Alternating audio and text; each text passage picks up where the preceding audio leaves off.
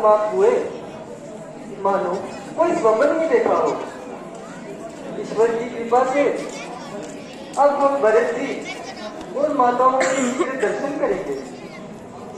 हाँ प्रिय, परमात्मा की कृपा से आज तक एक दिन बड़ी प्रकार से व्यतीत हुए। आगे का समय वही जाने कैसा होगा।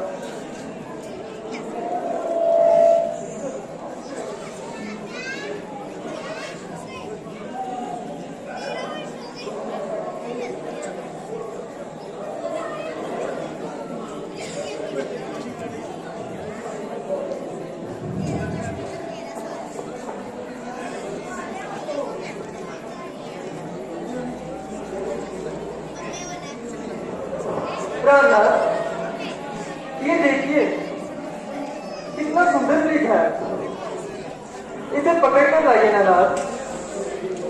प्रिय, ये हमारे पास ही तो बिछड़ रहा है। नहीं नहीं नाथ, इसे तुम पकड़ कर ही लाइए।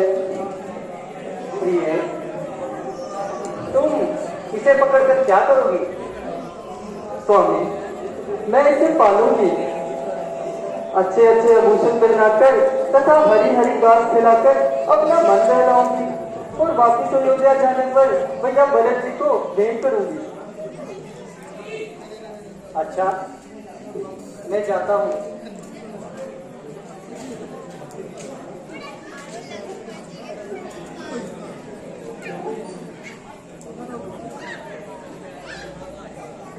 देखो लक्ष्मण, तुम सावधान रहना। जिस दिन से हर और दूषण का वध किया है, तब से राक्षसों का आना जाना बढ़ गया है। इसलिए मेरे पीछे हर समय यहीं पर रहना और हर प्रकार से जानकी की रक्षा करना। ऐसा ही होगा प्रभु, आप निश्चिंत रहें।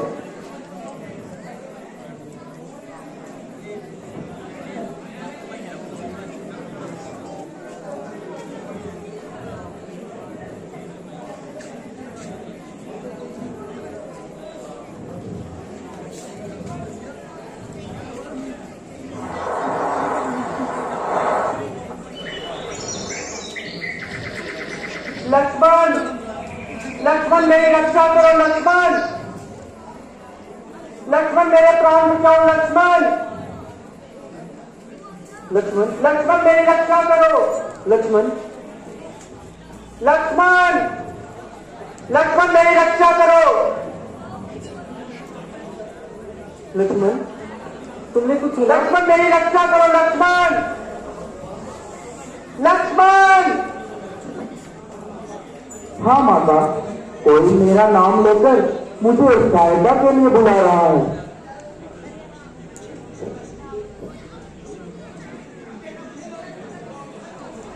कोई कोई कौन? अरे ये तो तुम्हारे भाई की आवाज है। लगता है वह किसी मुसीबत में फंस चुके हैं। माता, ये उनकी आवाज नहीं, कोई राक्षस मैदान खाली करने के लिए धोखा दे रहा है। नहीं नहीं, जल्दी जाओ, देखो तो उन पर क्या संकट आन पड़ा है। संकट? उन पर संकट का क्या काम? किसी व्यक्ति के एक इशारे पर सारा संसार संकट से छूट जाता है। भला उन्हें संकट कैसे छू सकता है माता? आप निश्चिंत रहें। अरे ये तू क्या कह रहा है? भाई को संकट में सुनकर भी तेरा हृदय कंपेमाई नहीं होता? अरे ऐसे समय में भी उनकी रक्षा का ध्यान नहीं होता? उनकी रक्षा का ध्यान करूं? करे रक्षा गडरिए की, नहीं ये काम बकरी का। करूं मैं उनकी क्या रक्षा, जो स्वयं रक्षक है त्रिलोकी का। अरे धर्मी, उल्टी सीधी बातें समझाता है और यहाँ से जाना नहीं चाहता है। माता, राक्षसों से युद्ध जारी है। ऐसे के समय आपको अकेले छोड़कर उन्हें क्या मुंह दिखाऊंगा? अरे मुंह क्या फाड़ दिखाएगा? मैंने तेरे मन के भावों को जान लिया है।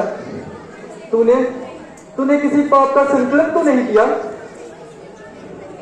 हे माता, ये मैं क्या सुन रहा हूँ? क्या मेरे कर्म और वाणी से कुछ गलत संकेत हुआ है?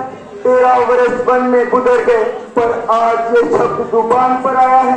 कहिए तो सही, ऐसा कौन सा संकेत मेरे अंगों में नजर आया है माता? आज तू अवश्य भाई के विनाश की कामना करता है और इसी नीच विचार के कारण यहाँ से जाना नहीं चाहता है। इस मिथ्या और निंदित आरोप के लिए माता माता संबोधन ही काफी है। इस पर भी मुझे अपने आचार विचार पर अभिमान है। कामदेव भी सपने में आकर मेरे मन को नहीं टिका सकता तथा ऐसे नीच ख्याल मेरे दिमाग में नहीं ला सकता माता। आके ये पूछ जाए जो हो बदगुमान की, बच जाए सर बने जो जगाए नीच ध्यान की। तो गंध वीर को है धनुष और कमान की, दशरथ है मेरे राम और सुमित्रा है जानकी जानकी।